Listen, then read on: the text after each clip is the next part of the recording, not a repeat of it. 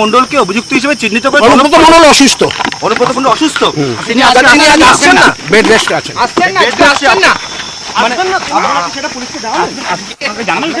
জানালেন যে অসুস্থ জানিয়েছেন তিনি আজ আসবেন, তিনি কি আসবেন আজকে? আর ফার্দার কোনো কথা বলবো না, একটা বিষয় সেটা হচ্ছে অনুব্রত সাংবাদিকদের সঙ্গে কথা বলতে আমি আসিনি, আমি অন্য কাজে এসেছি। আমি বলছি আপনি তো এলেন, পুলিশকে ইনফর্ম করলেন, গেলাম দেখলাম আইনজীবীর সঙ্গে একটাই অনুব্রত মন্ডল, আর তিনি তার বিরুদ্ধে মামলা হয়েছে, পুলিশের নোটিশ গেছে, এবং তার পরবর্তীকালে আপনারা কি জানালেন পুলিশকে? আপনি শুধু এইটুকু বলে দিন দাদা যে অসুস্থ, তিনি কি আসবেন না আসবেন না? আপনি বললেন তিনি ব্রেড দিলেন, কালকে তিনি পার্টি অফিসে গিয়েছিলেন, আমরা দেখেছিলাম। মানে সেই বিষয়টা মানে কি হয়েছে হঠাৎ করে, কি যা বলার বলে দিয়েছি, আর বলবো না। মানে তিনি কি হঠাৎ করে অসুস্থ হয়েছেন? এখন কি বেড রেস্টে আছেন? বাড়িতে আছেন, বিছানায় আছেন, শুয়ে আছেন, অসুস্থ। তাহলে তিনি আজ আসতে পারছেন না? গগন বাবু, অনুব্রত বাবু আজ আসতে পারছেন না? এরপর আমি আর একটা কথাও বলবো না। বারবার বাংলা বোঝেন কি বোঝেন না? না, আপনারা যেহেতু বলছি তো, মামলা হচ্ছে, সেই মামলার কারণে আমরা জানতে চাইছিলাম জেনে নিন। আপনারা কোর্টে দ্বারস্থ হয়েছেন? পুলিশের কাছে জেনে নিন।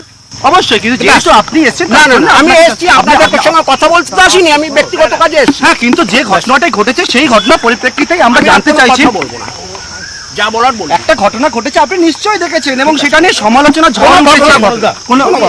এই যে ফোন কল, ঠিক আছে, মানে এই কোনো ফোন কল অনুব্রত মন্ডল করেন, তো অনুব্রত এআই এর মাধ্যমে করা হয়েছে, মিথ্যা, ফলস। আচ্ছা আচ্ছা, মানে এই যে ফোন কলটা, মানে ভয়ঙ্কর অভিযোগ আপনি করছেন, যে ফোন কলটা, যেটা তিনি ক্ষমা চাইলেন আমরা দেখলাম পার্টির নির্দেশে। আপনি বলছেন পার্টি যা নির্দেশ দেবে অনুব্রত মন্ডল তাই করবে। পার্টিকে জানিয়েছেন যে এআই এর মাধ্যমে করা হয়েছিল? দল যা করা করবে। না, পার্টি কি দলের উপরে অনুব্রত মন্ডলের ঘটনা, দল যা বলবে তাই করবে। মানে সেটা অনুগত সৈনিক, মমতা বন্দ্যোপাধ্যায়ের অনুগত সৈনিক। আমার বক্তব্য এআই এর মাধ্যমে করা হয়েছে, আপনি মারাত্মক অভিযোগ করলেন, তাহলে সেটা কি দলকে জানাননি? মানে এআই এর জন্য ক্ষমা চাইতে হলো? দল যা তদন্ত করা করবে। না, আমি বলছি এআই এর জন্য অনুব্রত মন্ডল ক্ষমা চাইতে হলো? দল যা নির্দেশ দেবে তাই করবে। মানে দল বলেছে, যা বলেছে করে। দল ক্ষমা চাইতে বলেছে বলে ক্ষমা চাইছে, মানে সেটা এআই এর জন্য হলো? যা হোক, যা দল বলবে তার বাইরে করবে না। অনুব্রত মন্ডল দলের অনুগত সৈনিক, মমতা বন্দ্যোপাধ্যায়ের সৈনিক, তিনি যা দল নির্দেশ দেবে তার বাইরে এক কিন্তু পা হাঁটবে না। থানার আইসি যে ভয়ঙ্কর অভিযোগ করলেন, সেটা সরকার দেখবে, পুলিশ প্রশাসন দেখবে।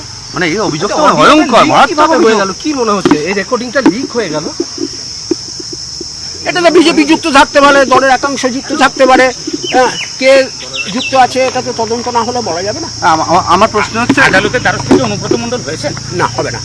যখন দরকার হবে তখন নিশ্চয়ই হবে, যদি প্রয়োজন হয়। মানে এই যে এআই অডিও আপনি যেটা বললেন, মানে এটা কি বিজেপি বলছেন? বললাম তো দুবার কেন। আমার বলছি তাহলে পুলিশ অভিযোগ করলেন।